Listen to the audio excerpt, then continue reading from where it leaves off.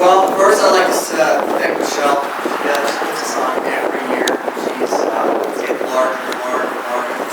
It's great to see the community come together. Michelle's going to that brings that together. So let's give her a round.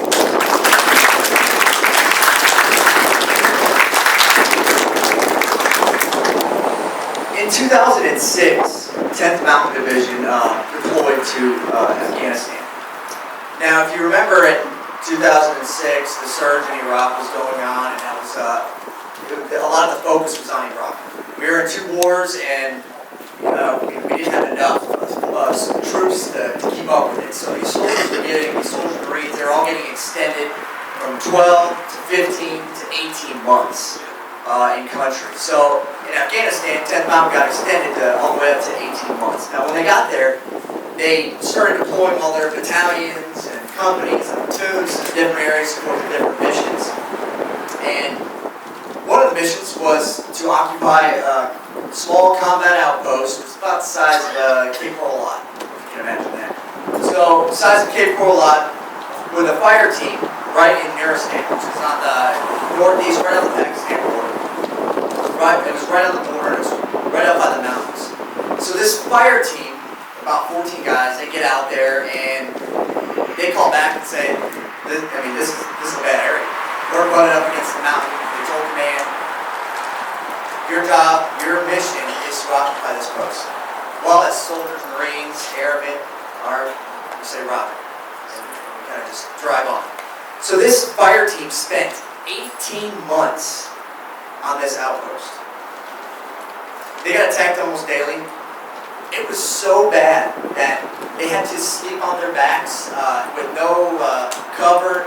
They slept on their backs in the snow, in the rain, facing the mountain, so they can be ready for anything that came.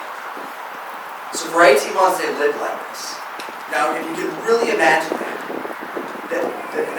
that's the truth. So about 4 months into their deployment, they're on patrol in the mountains. And they got ambushed by about 50 Taliban fighters from the mountains.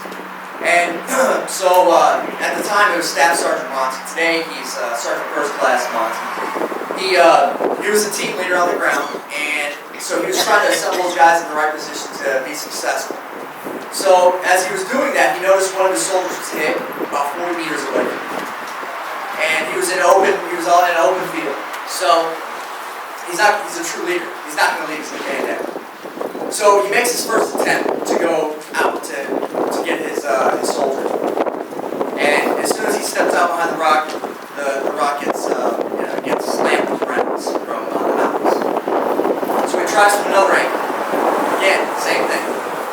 So the third time, he says, heck with it, I'm just going to do it. And he goes. He reaches his soldier, and he gets killed. He sacrificed his life for his brother. Sergeant First Class, today Sergeant First Class Monty died. He was awarded the Medal of Honor in 2009. So his team continued to fight. They stayed there and they fought.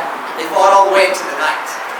And when they finally were able to get artillery rounds to come in and kind of get the Taliban to retreat back, they were able to get medevac helicopters to come in and bring out some of the wounded and some of the dead. Well, they were so high in elevation that Blackhawks helicopters had a hard time staying stable up there because of the air. So they get in and they release a basket with the medic inside the basket. This medic gets all the way to the ground and puts one of the wounded soldiers in it. And as they lift it, it becomes heavier, so the helicopter begins to sweat. So the basket starts to spin. And it's pitch black, so all the guys can see on the ground is the chem light, the little light that they put at the bottom of the basket. So all they can see is this basket going faster, faster, faster, faster, until it snaps. This basket with these 2 soldiers flew off the cliff. So the medevac helicopter eventually they had to leave. They couldn't stay in the area. So then the rest of the team, daybreak comes, the rest of the team are kind of assessing everything. Without hesitation, they knew their next mission was to go get their brothers. They spent the next 2 days going down the mountain, covering the bodies, and bringing them home.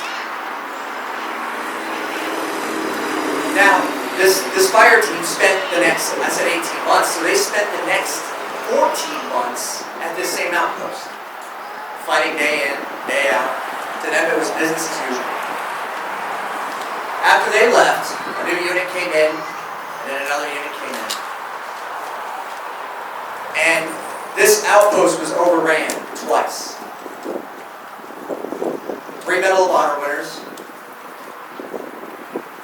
And throughout that time period, with all those units going in and out of that in Nuristan province,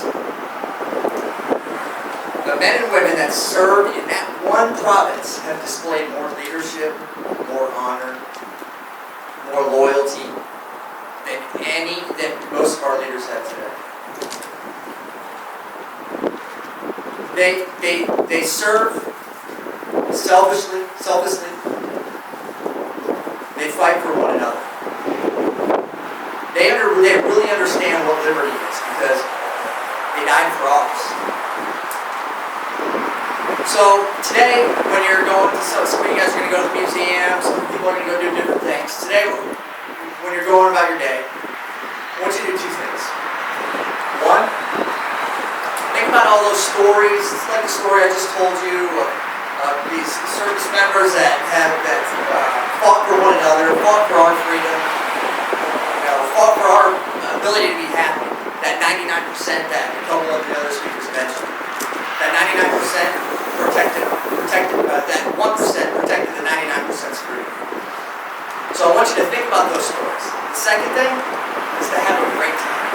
Because a lot of people say, Memorial Day is not about barbecue, it's not about, those things, and they're right. However, I know myself and I know these other individuals, or everybody who's served, we fought. I particularly still stay in the military, so my son doesn't have to.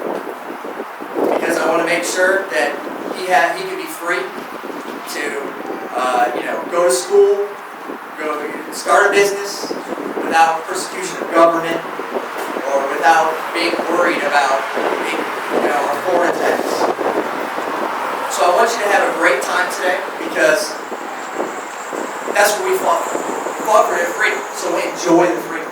Because if you ask any one of those soldiers, Marines, or airmen, or sailors that have paid the ultimate sacrifice, what should you do on Memorial Day? You're going to say, have a great time, enjoy your family, enjoy your friend, and most of all, enjoy your freedom, because it didn't cost you. Thank you, God bless.